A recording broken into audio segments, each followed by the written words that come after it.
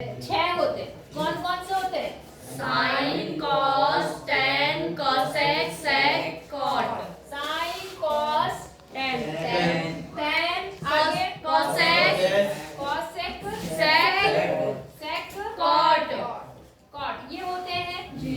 मैंने आपको बताया भी था कि जो इनके कुछ विशेष कोणों के मान हम निकाल सकते हैं, जैसे साइन 0 डिग्री, कौन सा?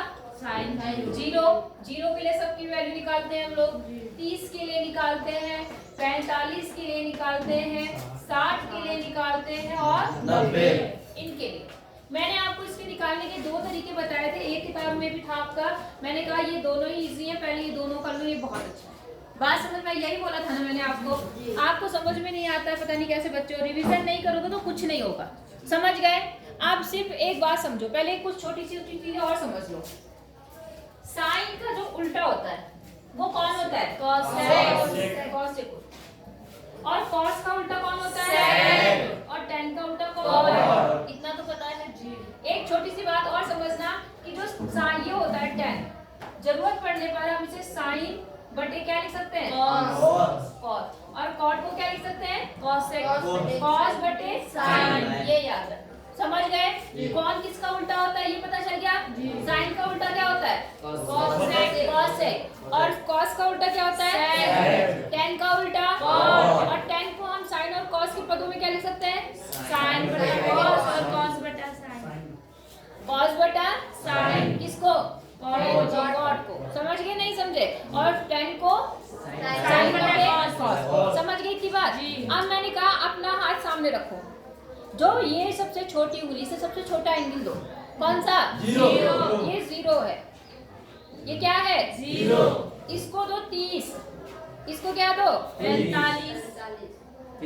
30, ये 30 है, ठीक है। इस वाली उंगली को 45 दो, इस उंगली को क्या दो? 45। एग्जाम में लिखना मत हाथ में, बस समझ लेना कि कौन सी उंगली कौन सी है। ये वाली उंगली 60 हो जाती है, ये क्या है? और सबसे लास्ट वाली क्या होगी? मेरे हाथ में तो पेन भी नहीं चल रहा, तुम्हारा अपना देख लेना। समझ गए नहीं समझे? इतनी बात समझ में आई आपको? जी। अगर इतनी बात समझ में आ गई है तो छोटी सी एक और बात समझनी है, बाकी कुछ नहीं समझना आपको। ये आपका हाथ है, 0, 30, 45, 60। अब हम इससे पहले हम साइन और कॉस की वैल्यू देखते हैं। साइन के लिए घड़ी की दिशा की उंगलियां देखनी है। किधर की देखनी है? घड़ी की दिशा। घड़ी किधर चलती है? अपने आगे सामने रखो हाथ को। घड़ी ऐसे चलती है, ये चक्की अगर पीसनी है, चक्की किधर को चलती है? ऐसे चलती है ज्यादातर। और जो एंटी क्लॉकवाइज है वो हम कॉस की वैल्यू देखेंगे, ऐसे उल्टा। इतनी बात समझ में आ गई? क्या समझ में आया? जो कॉस जो साइन वो क्लॉकवाइज होगा और कॉस के लिए एंटी। अब जैसे मान लो आपको निकालना है साइन 0 की वैल्यू, किसकी? चलो 30 से स्टार्ट करते हैं। किसकी? 30। पहले आप 30 वाली उंगली देखो, कौन सी है 30 वाली उंगली? ये। अब हम साइन की बात कर रहे हैं, तो साइन के लिए मैंने कहा कौन सी दिशा में जाएंगे? राइट में। तो राइट में कितनी उंगली है? एक। हमेशा याद रखना, जो भी नंबर आता है उसके बटे 4 करना, उसका अंडर रूट निकालना है। समझ गए कि नहीं समझे? समझ गए? आपने कहा जी साइन 30, आपने क्या कहा? साइन 30। पहले मैंने कहा 1 आ गया, कितनी उंगली है? 1। और मैंने कहा 4 सबके नीचे लगाओ, उसका अंडर रूट निकाल दो। बात समझ में आ गई? अब 1 का अंडर रूट तो 1 ही रहेगा, और 4 का अंडर रूट क्या होता है? इसका मतलब साइन 30 डिग्री की वैल्यू कितनी आ गई? समझे कि नहीं समझे? समझ गए? आप समझ गए? मान लो मुझे निकालना है साइन 60 की वैल्यू, तो 60 वाली उंगली देखो, ये है, ये वाली, इसके आगे कितनी उंगलियां हैं? 3। तो 3 बटे 4 का अंडर रूट। 3 बटे 4 का अंडर रूट, यही करना है हमेशा, 4 अंडर रूट में करना है, ठीक है। अब रूट 3 तो रूट ऐसे आएगा, और 4 का अंडर रूट 2। समझ में आई बात? जी। नहीं आई?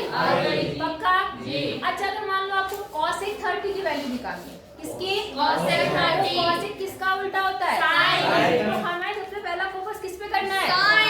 साइन पे करना है। पहले हम साइन 30 की वैल्यू निकालेंगे, तो जैसे आपने कहा साइन 30 ये है, 30 ये है, हर साइन के लिए कितनी उंगली बची? 1 बटा 4 मतलब 1 बटा। अब आपको साइन की नहीं चाहिए, आपको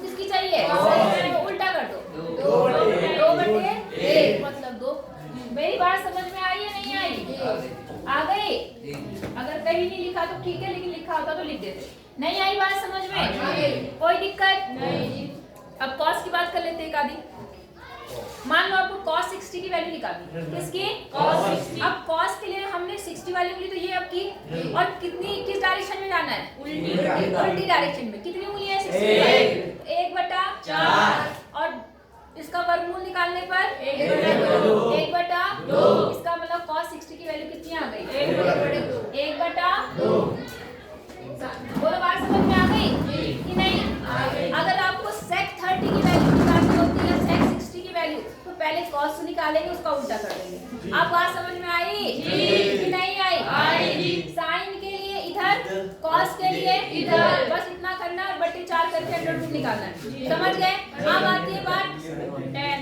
देखो साइन निकला, cos निकला, साइन से cosec निकल जाएगा और cos से sec। इतना समझ में आ गया? tan की बात आती है तो tan मैंने क्या कहा आपको? sin बटे cos होता है। क्या होता है? sin बटे cos। अब मान लो आपको निकालना है tan 30 की वैल्यू। किसकी निकालनी है? tan 30 वाली उंगली देखो ये है। अब पहले साइन आ जाओ, साइन की तरफ कितनी उंगली है और cos की तरफ कितनी उंगली है? तो बस 1/3 का वर्गमूल निकाल लो, आपका आंसर आ जाएगा। समझे? नहीं समझे? बटे 4 भी करना नहीं है क्योंकि 4 से 4 पहले ही कट जाएगा, क्योंकि इसके नीचे भी 4 आएगा, इधर 3 के नीचे भी 4 आएगा, 4 से 4 क्या हो जाएगा? तो इसलिए डायरेक्ट करेंगे इतना बटे इतना। नहीं समझे? समझ गए? तो अगर आपको किसकी वैल्यू निकालनी है, मान लो tan 30 की निकालनी है, तो 30 वाली उंगली ये, इधर कितनी उंगली है? इधर कितनी है? 1/3 का अंडर रूट, 1 का अंडर रूट, 3 का अंडर रूट, 1/√3 आ गई। नहीं समझ में आई बात? अब आ गई? रितेश बताओ मुझे cot 30 की वैल्यू क्या होगी?